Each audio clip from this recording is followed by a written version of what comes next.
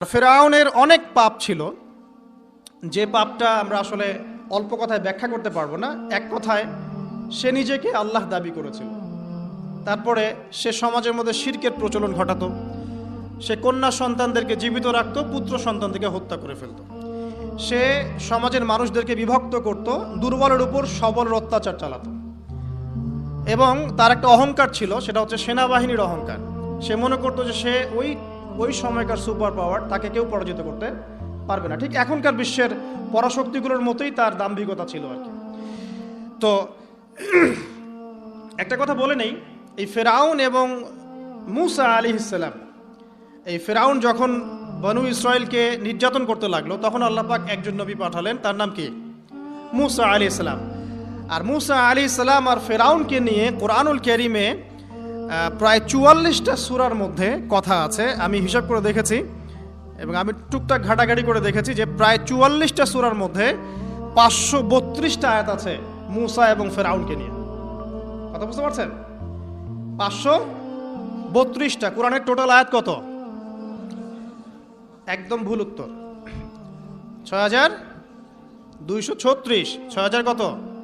236। মতবিরোধ আছে, তবে 6236টা আয়াতের পক্ষে শক্ত দলিল আছে।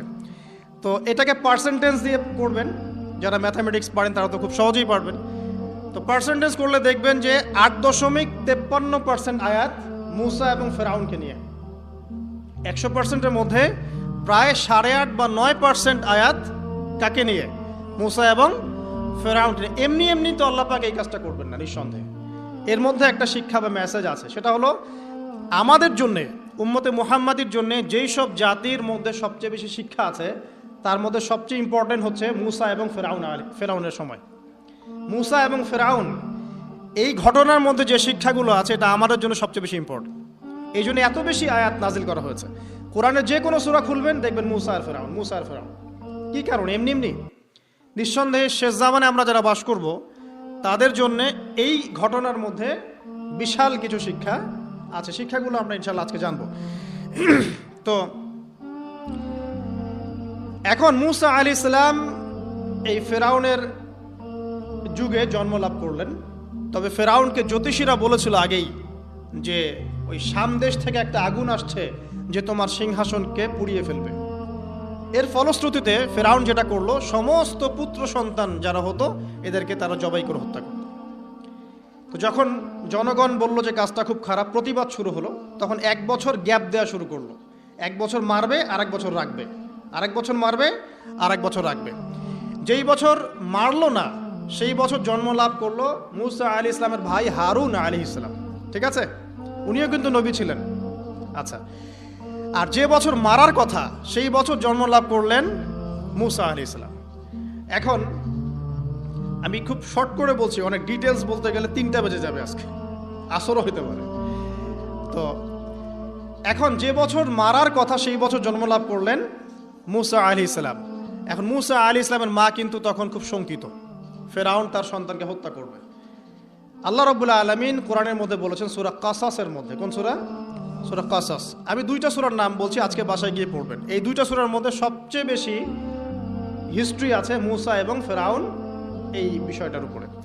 একটা সূরার নাম হচ্ছে সূরা তাহা, এখানে সুন্দর করে ধারাবাহিকভাবে গল্পটা দেওয়া আছে। আর একটা সূরা হচ্ছে সূরা কাসাস। এই 2টা পড়বেন অর্থসহ। তো মূসা আলাইহিস সালামের মায়ের হৃদয়টা খুব শঙ্কিত ছিল যে তার সন্তানকে হত্যা করে ফেলা হবে। আল্লাহ রাব্বুল আলামিন বলছেন যে আমি তার কলবে ইলহাম করলাম। সুবহানাল্লাহ। আল্লাহ পাক তার মায়ের কলবের মধ্যে ইলহাম, মানে কি? ইলহাম হচ্ছে আল্লাহর পক্ষ থেকে প্রত্যাদেশ না, ওহী না, কিন্তু একটা বুঝ বা একটা নূর, একটা তাজাল্লি, একটা বসিরা ঢেলে দেওয়া। এটা কিন্তু নবুয়ত না, একটা কাজের চেতনা বা দৃঢ়তা আল্লাহর পক্ষ থেকে ঢেলে দেয়া। ঠিক আছে? তো তার মায়ের কলবের মধ্যে আল্লাহ রাব্বুল আলামিন ইলহাম করলেন যে তুমি তোমার সন্তানটাকে সিন্ধুকের মধ্যে ভরে ভাসিয়ে দাও নীল নদে। এখন তার মায়ের কলব, তার মায়ের হৃদয় ছটফট করতে লাগলো, কারণ কোনো মাই তো চাইবে না তার সন্তানকে এভাবে ভাসিয়ে দিতে। আল্লাহ পাক বলছেন যদি না আমি তার হৃদয়টাকে শক্ত করতাম, তাহলে সে বিচলিত হয়ে পড়তো। আল্লাহ পাক তার হৃদয়টাকে শক্ত করলেন, সে বিচলিত হলো না, সন্তানকে ভাসিয়ে দিল। এবার সন্তান ভাসতে ভাসতে ভাসতে কোথায় যাচ্ছে? যেখানে ফেরাউনের স্ত্রী গোসল করছে। কথা কি বুঝতে পারছেন? খুব চমৎকার হিস্ট্রি কিন্তু গল্পটা। এবং গল্প মানে এখানে আসলে গাল গল্প না, এগুলো সত্য ঘটনা। এক একটা বর্ণ তেমন সত্য যেমন সূর্য পূর্ব দিক থেকে ওঠে এবং পশ্চিমে ডোবে, এটা যেমন সত্য, এর এক একটা বর্ণ সত্য। এগুলো কোনো গাল গল্প নয়। এবার ফেরাউনের স্ত্রী আসিয়া সে সিন্দুক পেয়েছে। মুসা আলাইহিস সালামকে আল্লাহ পাক বলছেন যে আমি মুসা আলাইহিস সালামের চেহারার মধ্যে মোহাব্বত বা ভালোবাসা ঢেলে দিয়েছিলাম। তার চেহারা যেই দেখতো তাকে ভালোবাসত। বুঝছেন? ভালোবাসা ঢেলে দিয়েছেন। এবার ফেরাউনের স্ত্রী আসিয়া, এখানে আসিয়া নন, অন্য একজন স্ত্রী হয়তো, তিনি বলছেন যে ফেরাউনকে বলছে যে একে আমরা আমাদের কাছে রেখে দিই, হয়তোবা সে আমাদের উপকারে আসবে, অথবা তাকে আমরা সন্তান হিসেবে গ্রহণ করতে পারি। লা তাকতুলুহু, তাকে হত্যা করো না। আসা আন ইয়ানফা'না আও নাত্তাখিযাহু ওয়ালাদা, এরকম করে আল্লাহ পাক বলেছেন কোরআনে। তো ফেরাউন তার স্ত্রীর কথা শুনলো এবং তাকে না হত্যা করে রেখে দিল। আর আল্লাহ রাব্বুল আলামিনের কি কৌশল! ওয়া মাকারুল্লাহ, যেই মূসাকে হত্যা করার জন্য বছরের পর বছর হাজার হাজার শিশুকে হত্যা করা হয়েছে, সংখ্যাটা লাখ লাখও হতে পারে, সেই মূসা আলাইহিস সালামকে আল্লাহ পাক ফেরাউনের ঘরেই লালন পালন করতে লাগলেন। চিন্তা করলেন? এবার মূসা আলাইহিস সালাম যখন যুবক হলেন, আমি সংক্ষিপ্ত করছি, যখন যুবক হলেন তখন একদিন দেখলেন যে রাস্তায় দুজন ব্যক্তি ঝগড়া করছে। সূরা কসসের মধ্যে আছে, স্ট্রিট ফাইট। তো একজন ব্যক্তি হচ্ছেন বনু ইসরাইলের, আরেকজন হচ্ছে ফেরাউনের সেনাবাহিনীর। এখন মূসা আলাইহিস সালাম কার পক্ষ নেবেন? তিনি বনু ইসরাইলের পক্ষ নিলেন। তিনি গিয়ে তাকে বাঁচানোর চেষ্টা করলেন এবং শুধু একটা ঘুষি দিয়েছেন, ফাওয়াকাযাহু, একটা ঘুষি, ফাকাদা আলাইহি, এবং এই একটা ঘুষিতেই সেই ব্যক্তি ডেড। এটা কোরআনে আছে সূরা কসস। তার মানে কোরআন দলিল দিচ্ছে যে মানুষের বডিতে এমন এমন পার্টস আছে, এমন এমন জায়গা আছে যেখানে একটা ঘুষি মারলেও মানুষ মারা যেতে পারে। কি বুঝলেন? যারা মার্শাল আর্ট শিখেছেন বা শিখছেন তারা এটা আরো ভালো বুঝবেন। মানুষের এই বডিতে এমন অনেকগুলো জায়গা আছে, 7টা বা 8টা বা 10টার মতো, যেখানে একটা ঘুষি দিলেও মানুষ মরতে পারে। তো ভালো কিছু শিখলে, ঠিক আছে? টিকটক প্রজন্ম না হয়ে আর এই মোবাইলে লুডু না খেলে ভালো কিছু শেখেন, ইনশাআল্লাহ কাজে দিবে। আত্মরক্ষা শেখা খারাপ? আচ্ছা, তো তবে দাড়ি টুপি নিয়ে শিখতে যান না, সমস্যায় পড়তে পারেন। তো এখন একটা ঘুষিতে সেই ব্যক্তি মারা গেল। তারপরের দিন আবার দেখা গেল যে ওই ব্যক্তি যাকে তিনি বাঁচিয়েছেন সেই ব্যক্তি আর আরেকজন সেনাবাহিনীর সদস্য আবার মারামারি করছে। এবার মূসা আলাইহিস সালাম বললেন যে তুমি তো একটা বোকা মানুষ। এবার সে আবার চড়াও হতে শুরু করলো মূসা আলাইহিস সালাম, কিন্তু এবার একজন ব্যক্তি এসে তাকে বললেন যে গতকাল তুমি কিন্তু একজনকে হত্যা করেছো এক ঘুষিতে, আজকে আবার তুমি এই কাজ করতে যাচ্ছ, তুমি তো এখানে স্বৈরাচারের মতো আচরণ করছে। মূসা আলাইহিস সালাম তখন আল্লাহর কাছে ক্ষমা চাইলেন, বললেন ইন্নাহু হাযা মিন আমালিশ শাইতান, এটা তো শয়তানের মতো কাজ, শয়তানের কাজ হয়ে গেল। রব্বিক ফিরলি, আল্লাহ আমাকে মাফ করে দিন। ফাগফারা লাহ, আল্লাহ পাক বলছেন আমি তাকে মাফ করে দিলাম। তিনি তো ইচ্ছাকৃতভাবে করেন নাই, করেছেন আনইনটেনশনালি, এটা হয়ে গেছে। কিন্তু এখন ফেরাউন মূসা আলাইহিস সালামকে ধাওয়া করতে শুরু করলো, কারণ ফেরাউনের দৃষ্টিতে মূসা আলাইহিস সালাম একটা মার্ডার করেছেন তার দৃষ্টিতে, কিন্তু মূসা আলাইহিস সালাম তো আর এটা করেন নাই, ইচ্ছা করে এটা হয়নি, অ্যাক্সিডেন্টলি হয়ে গেছে। এখন মূসা আলাইহিস সালামকে এক ব্যক্তি এসে বলল তুমি এখান থেকে তাড়াতাড়ি পালাও, এই মিশরে থাকলে ফেরাউন তোমাকে ধরে এখন শাস্তি দিবে। এখন মূসা আলাইহিস সালাম বাধ্য হয়ে মিশর থেকে চলে যাচ্ছেন কোথায়? মাদিয়ান। কোন জায়গা? মাদিয়ান। এটাও আরবের মধ্যে একটা জায়গা, যেই জায়গার নবী হচ্ছেন শুআইব আলাইহিস সালাম। কি নাম? আচ্ছা, এবার শুআইব আলাইহিস সালামের সেই কওমে মূসা আলাইহিস সালাম গেলেন, না খাবার আছে, না পানি, না কাপড়, কিছুই নাই, একদম রিক্ত হস্ত। সেখানে গিয়ে তিনি দেখলেন যে এমনই একটা জলাশয়, হয়তোবা আল্লাহ ভালো জানেন, সেই জলাশয়ের কাছে কিছু মানুষ পানি পান করাচ্ছে গবাদি পশুদেরকে। আমি কি বুঝাতে পারছি? আচ্ছা, তো দূরে দুজন মেয়ে দাঁড়িয়ে আছে। এই দুজন মেয়ে অনেকক্ষণ থেকে দাঁড়িয়ে আছে, তারা পানি পান করাতে পারছে না। মূসা আলাইহিস সালাম অনেকক্ষণ থেকে অবজার্ভ করছেন যে মেয়ে দুটো পানি পান করাতে পারছে না গবাদি পশুদেরকে। তিনি প্রথমে একটু অস্বস্তি বোধ করলেন, তারপরে আবার গেলেন তাদের কাছে, গিয়ে বললেন কি সমস্যা। তখন সেই মেয়েরা বলল, যতক্ষণ পর্যন্ত আমার কওমের লোকেরা এখান থেকে সরে যায় না ততক্ষণ আমরা পানি পান করাতে পারি না, কারণ আমরা দুর্বল, মেয়ে মানুষকে টাইম দিচ্ছেন আর কি। আর এদিকে আমাদের বাবা অত্যন্ত বৃদ্ধ মানুষ, বাসায় পড়ে আছেন একা। তখন মুসা আলাইহিস সালাম যুবক ছিলেন এবং তিনি কিন্তু শক্তিশালী ছিলেন, কওয়িউন আমিন, বিশ্বস্ত এবং শক্তিশালী। ওই যে এক ঘুষিতে মানুষ মারা মানুষ, কি মনে করছেন? তো তিনি এবার ওই গবাদি পশুদেরকে নিয়ে এসে পানি পান করালেন। পানি পান করিয়ে তিনি একটা গাছের ছায়ায় গিয়ে বসলেন। এই প্রত্যেকটা কথা কিন্তু কোরআনে আছে, প্রতিটা কথাই। সূরা কসস পড়েন, সূরা তাহা পড়েন। গাছের ছায়ায় বসে তিনি একটা দোয়া করছেন, এবার হাত উঁচু করে দোয়া করছেন, রব্বি, হে আমার প্রতিপালক, ইন্নী লিমা আনজালতা ইলাইয়া মিন খায়রিন ফাকির, হে আল্লাহ, আপনি আমার প্রতি যে রহমত বা যে করুণা বর্ষণ করবেন এর জন্য আমি ফকির হয়ে বসে আছি। দোয়ার ভাষাটা শুনছেন? আল্লাহ, আপনি আমার প্রতি যে করুণা বর্ষণ করবেন আমি এর জন্য ফকির হয়ে বসে আছি। তো প্রত্যেকটা নেক কাজ করার পরে এরকম দোয়া করা সুন্নাত, দোয়া কবুল হয়ে যাবে ইনশাআল্লাহ। দোয়া সাথে সাথে কবুল হয়ে গেল। এখন ওই দুইজন মেয়ের মধ্যে একজন মেয়ে হেঁটে হেঁটে আসছে। ওই মেয়ে কিভাবে হেঁটে এসেছে সেটাও কোরআন বলেছে, কিভাবে হেঁটে এসেছে সেটাও কোরআনে বলেছে সূরা কসসের মধ্যে। সূরা কসসে আল্লাহ পাক বলছেন, ওই দুইজন মেয়ের মধ্যে একজন হেঁটে হেঁটে আসলো লাজুক পায়ে। কেমন পায়ে? লাজুক পায়ে। যেই চলাফেরা আপনি এখনকার মেয়েদের মধ্যে দেখতে পারবেন না। এখনকার মেয়েদের হাঁটার মধ্যে লজ্জা আছে, লজ্জাশীলতার সাথে লাজুক ভঙ্গিতে সেই মেয়ে হেঁটে হেঁটে আসলো। আল্লাহ পাক সেই কথাটাও কোরআনে বলেছেন। তো যে জায়গায় আসছিলাম, ওই মেয়ের হেঁটে আসাটা আল্লাহ রাব্বুল আলামিন ব্যাখ্যা করেছেন। সেই মেয়ে, দুইজন মেয়ের একজন মেয়ে হেঁটে হেঁটে আসছে মুসা আলাইহিস সালামের কাছে লাজুক ভঙ্গিতে, লজ্জায় মুখ নত করে, লজ্জাশীলতার সাথে এসে বলছেন যে আমার বাবা আপনাকে ডাকছে।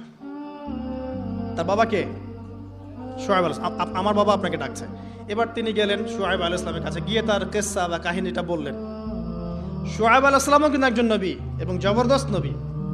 বলে রাখি, শুআয়ব আলাইহিস সালামের কওম সর্বপ্রথম সেই কওম ধ্বংস করা হয়েছিল।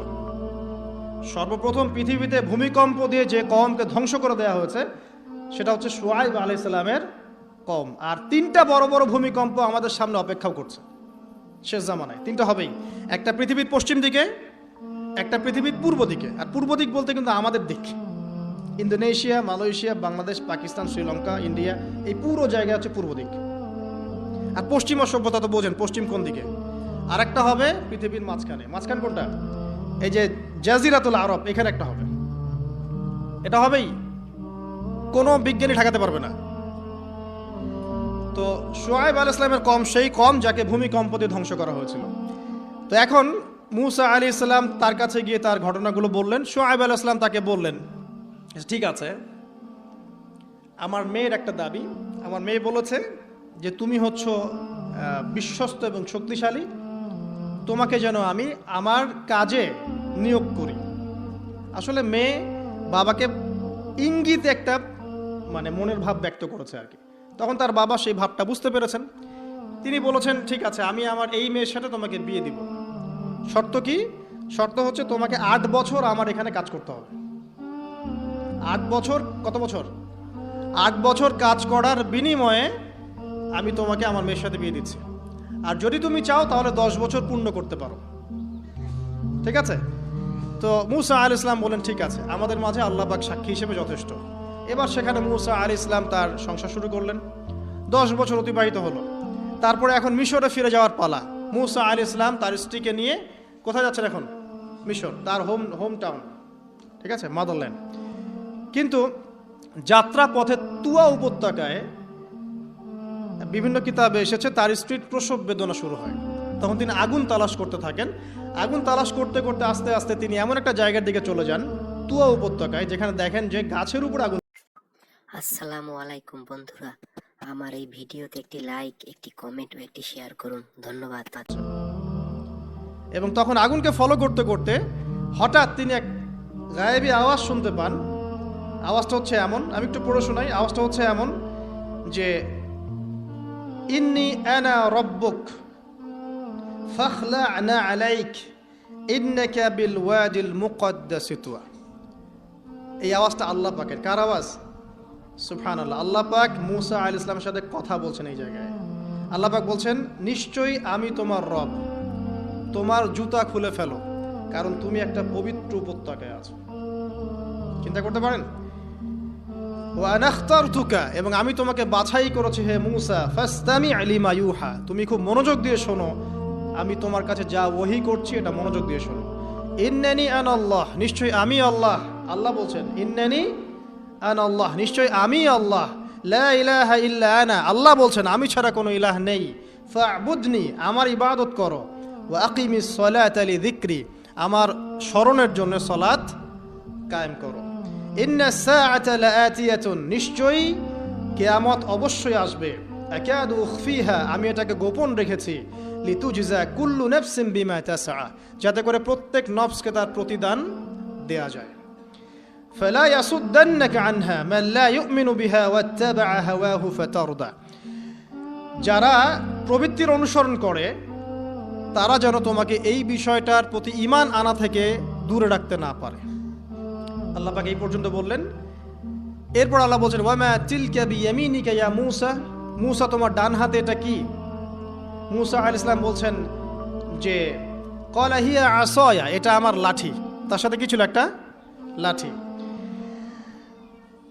আতাওয়াক্কাউ আলাইহা ওয়া আহুশু বিহা আলা গনামি ওয়া লিয়া ফিহা মাআরিব উখরা, এই লাঠি দিয়ে আমি গাছের ডাল ছাঁটি, গবাদি পশুদেরকে চড়াই, এছাড়া আমি আমার বিভিন্ন কাজে লাঠি ব্যবহার করি। আল্লাহ পাক বলছেন, ক্বালা আলকিহা ইয়া মূসা, মূসা এটা নিক্ষেপ করো দেখি, হাত থেকে ছুঁড়ে মারো। মূসা আলাইহিস সালাম ছুঁড়ে মারলেন। ফাআলকাহা, তিনি ছুঁড়ে মারলেন। ফাইযা হিয়া হাইয়াতুন তাসআ, সাথে সাথে লাঠিটা ছোটাছুটি শুরু করলো সাপের মতো। অন্য সূরায় আছে এই দৃশ্য দেখার সাথে সাথে মূসা আলাইহিস সালাম উল্টা দিকে দৌড় দিয়েছিলেন। স্বাভাবিক, ভয় পাওয়া স্বাভাবিক। তো তখন আল্লাহ পাক বলেছিলেন যে তুমি ভয় পেও না, আমার কাছে নবীগণ ভয় পায় না। ঠিক আছে, অন্য সূরায় এগুলো আছে, আমি শর্ট করে বলছি। এরপরে আল্লাহ পাক বললেন, ক্বালা খুযহা ওয়ালা তাখাফ, তুমি এটাকে ধরো, এটাকে ভয় পেও না। সানুঈদুহা সিরাতাহাল উলা, তুমি ধরা মাত্রই সেটা আবার লাঠিতে রূপান্তরিত হবে। আরেকটা কাজ করো, ওয়াদমুম ইয়াদাকা ইলা জানাহিক, তোমার হাতটাকে বগলের নিচে নিয়ে যাও। তাখরুজ বাইদা মিন গায়রি সু, এটাকে বের করো, তারপর দেখবে এটা স্বচ্ছ আলো প্রদান করবে। সুবহানাল্লাহ। বগলের মধ্যে হাত নিয়ে আসো, হাতটাকে বের করো, দেখবে হাত থেকে স্বচ্ছ আলো বের হবে। এই দুইটা মুজিজা আল্লাহ পাক তাকে দিলেন। আয়াতান উখরা, এটা আরেকটা নিদর্শন। তো এখানে কি হলো? মূসা আলাইহিস সালাম নবুয়ত পেলেন। Shortcut key? মূসা আলাইহিস সালাম কি পেলেন? নবুয়ত পেলেন। নবুয়ত পাওয়ার সাথে সাথে আল্লাহ পাক তাকে দুটো মুজিজা দিলেন। একটা হচ্ছে লাঠি, আর একটা কি? হাত বগল থেকে বের করলেই কি হবে? আলো বের হয়ে যাবে। এবার তার ডিউটি কি? আল্লাহ পাক ডিউটি দিচ্ছেন তাকে যে ইযহাব ইলা ফিরআউনা ইন্নাহু তাগা, এবার তোমার কাজ হচ্ছে তুমি ফেরাউনের কাছে যাবে, কারণ ফেরাউন সীমা লঙ্ঘন করেছে। তখন মূসা আলাইহিস সালাম বললেন, রব্বি ইশরাহ লি সদরি, আল্লাহ আমার বক্ষটাকে প্রশস্ত করে দিন। মানে আমার তো সেখানে যাওয়ার সাহস হচ্ছে না, আমি তো সেখানে ওদের দৃষ্টিতে একজন খুনের আসামি, ওদের দৃষ্টিতে ওরা তো আমাকে পেলে হত্যা করে ফেলবে। আল্লাহ পাক বলছেন, কাল্লা, কখনো না, তারা তোমাকে হত্যা করতে পারবে না। তখন তিনি দোয়া করছেন, আল্লাহ আমার হৃদয়টাকে প্রশস্ত করে দিন, ওয়া ইয়াসসির লি আমরি, আমার কাজকে সহজ করে দিন। ওয়াহলুল উকদাতাম মিন লিসানি, আমার লিসান, আমার জিহ্বায় জড়তা আছে আল্লাহ, এটাকে দূর করে দিন। ইয়াফকাহু কওলি, যাতে মানুষ আমার কথা বুঝতে পারে। এই দোয়া করলেন, কবুল হয়ে গেল। এবং আরো দোয়া করলেন যে ওয়াজআলি ওয়াজিরাম মিন আহলি, আমার পরিবারের মধ্য থেকে একজন ওজির দেন। ওজির মানে সহায়ক, যেটা হচ্ছেন হারুন আলাইহিস সালাম, যাতে করে আমরা কি করতে পারি? বেশি বেশি আপনার জিকির করতে পারি এবং আমাদের কাজ সহজ হয়।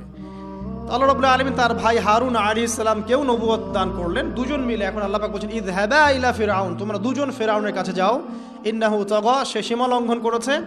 তবে ফাকুলা লাহু কাওলাল লাইয়িনা, তার সাথে নরম সুরে কথা বলো। লাআল্লাহু ইয়াতাযাক্কারু আও ইয়াখশা, হয়তোবা সে উপদেশ গ্রহণ করবে অথবা আল্লাহকে ভয় করতে পারে। তো ডিউটি দেয়া হলো যে তোমাদের কাজ এখন এটা, এবং তোমাদের ভয় পাওয়ার কোনো কারণ নাই, সে তোমাদের কোনো ক্ষতি করতে পারবে না। তার কাছে যাও, মুজিজা দেখাও, আল্লাহর দিকে দাওয়াত দাও, লা ইলাহা ইল্লাল্লাহ। যদি সে দাওয়াত কবুল করে আলহামদুলিল্লাহ, যদি না করে তাহলে আমি আল্লাহ তার জন্য যথেষ্ট। এবার শর্ট করে নিয়ে আসি, মূসা আলাইহিস সালাম সেখানে গেলেন, যাওয়ার পরে ফিরআউনকে দাওয়াত দিলেন। তো ফিরআউন বলছে, ক্বালা ওয়ামা রাব্বুকুমা ইয়া মূসা, কোন রবের কথা বলছো?